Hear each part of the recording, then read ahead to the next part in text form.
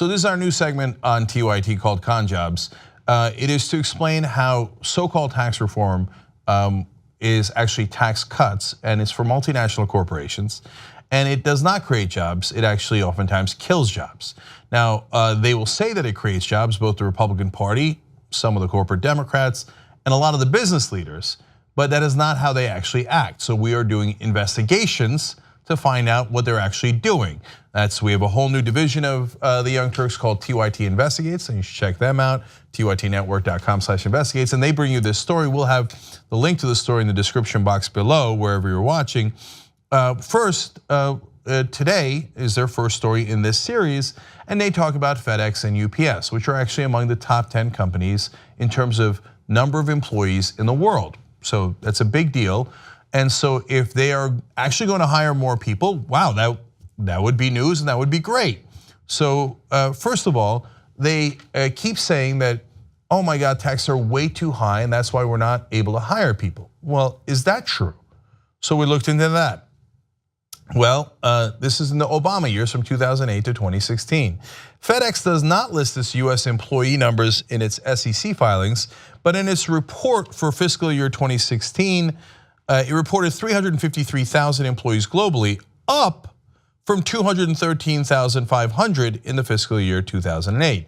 UPS went from reporting 340,000 US employees in fiscal year 2008 to reporting 355,000 in fiscal year 2016.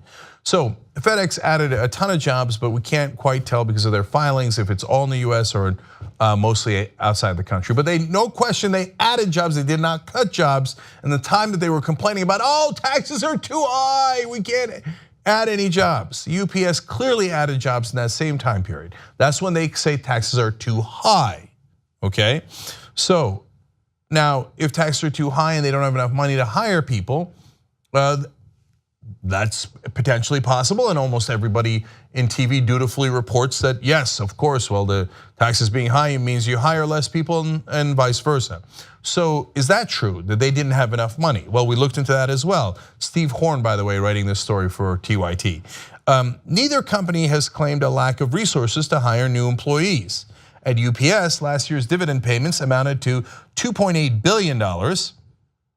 It had $3.546 billion in cash on hand and paid their CEO $13.7 million, according to a UPS proxy statement filed in March, up more than 20% from the previous year.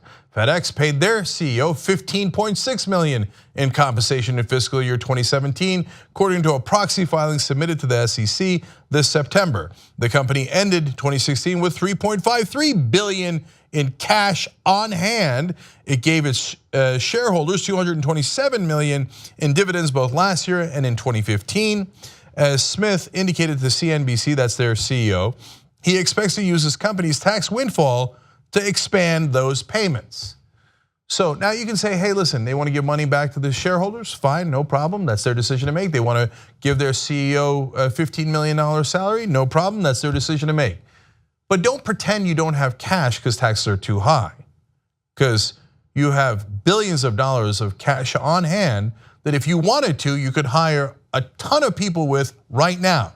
You're just choosing not to hire more people. So let's understand that. But they say, don't worry, you give me tax cuts and I'll finally let go of my ransom or my hostages, and I will use some of that cash, which I already have. I don't need the tax cuts for, I already have them, right?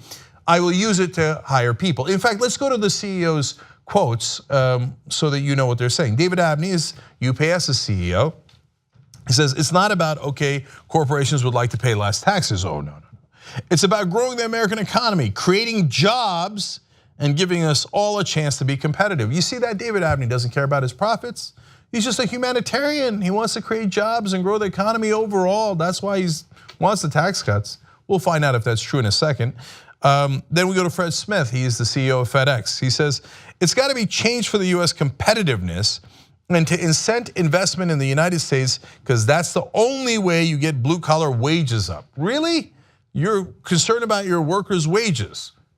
You know, you have all that cash on hand, you could just increase their wages right now. Instead of giving it to yourself, you could increase their wages. Instead of giving it to your shareholders, you could increase their wages. Again, I'm not arguing with you. You can do those things, but then don't go on TV and tell me, oh, golly gee, I can't raise wages until you lower taxes again. It's just not true. Smith also said, they both said it actually, in a letter that they wrote, an op-ed that they wrote to the Wall Street Journal. If you lower rates, eliminate loopholes, and otherwise simplify the tax code, you create opportunity for growth. Okay. All right, one last thing about what they say before we tell you what they actually do. Including in-house lobbying and work done by outside firms. FedEx has spent over $5.2 million on federal governmental lobbying in 2017, while UPS has spent nearly $4.3 million. Now, we tell you that because they say that they're doing it for the good of all of America because they want to grow the economy, and for the good of their workers, they want to hire more people, increase their wages, etc. And that's why they're spending good lobbyist money to make sure that they look out for you, not them. No, it's not about them. Really, so what did we do? We went and found out what they were saying in earnings calls. This is when they have to be truthful, in SEC filings, when they have to be truthful. And sometimes not only truthful, but bragging to their shareholders about how much money they're gonna save them. So let's find out what they're actually doing. In June, in the June FedEx earnings call, their chief financial officer and executive vice president, Alan Graf Jr., said FedEx Ground has made significant investments in capacity and automation and will continue to invest in the next fiscal year. He said the company expects to spend $5.9 billion next year on capital expenditures, including new planes and continued investments in FedEx Ground automation and capacity expansion. You know what automation means? That means instead of having humans do the jobs, manual labor, they're going to automate the process and cut your jobs. No, it's not they don't have enough money. They said it in their own earnings call. They've got $5.9 billion to spend. Do I begrudge them buying new planes and updating their facilities? No. Look, I'm not even going to get into a discussion about whether they should automate or not. Maybe because of competitive pressures, they feel that they need to, or just because they want to make their shareholders richer. I understand that. But don't pretend that you're going to add jobs when you're saying in an earnings call that your plan is to cut jobs, is to automate things so that you don't need humans anymore. That's not all, we've got more. Now we go to Henry Mayer, he's the FedEx Ground CEO and president. He says, we are making investments in material handling and lifting technologies to address that. We review hub designs over the normal course of business that account for package size. So that would divert packages, for instance, that we would have to handle manually today to a more automated mode. So there's FedEx bragging. We're gonna turn everything into automation, and you guys are gonna save a lot of money because we're not gonna have that many jobs anymore for actual humans. You do whatever you like for your business. I'm not running your business. But when it comes to policy that affects us all, and look, we gotta pay for everything anyway. It's not like that your taxes are getting cut by a lot. No, their taxes are getting cut by a lot, and what that does is it redistributes the tax burden. As I've shown you time and time again, companies used to make up more than a third of the taxes that were paid in 1952 in America. And how much the middle class paid was a lot less. Now, that's down to about 10, 11% that companies are paying. It's gone down by a third their tax burden relative to others. And what went up? The payroll tax. What that the middle class pays, the working poor pays. That has gone up tremendously over all these years. So they shifted the tax burden onto you. So you do whatever you want with your business, but when you go out in public and you lie about how you're gonna create jobs, well then we're gonna investigate and find out if that's true. And what we found out is that you are bragging internally about how you're gonna automate everything. I'm not done yet. Now we go to UPS. Myron Gray is the senior vice president and president of US operations for UPS. He says UPS is mid-process of a multi-year approach to our automation process, but they are giving us 20% to 25% greater productivity. Yay, machines are better than humans. So we're gonna cut, and he explains over a 3-year process. And by the way, you want all the details of this, please go read the entire article by Steve Horn. He did a great job here in giving you all the details. One last quote from UPS.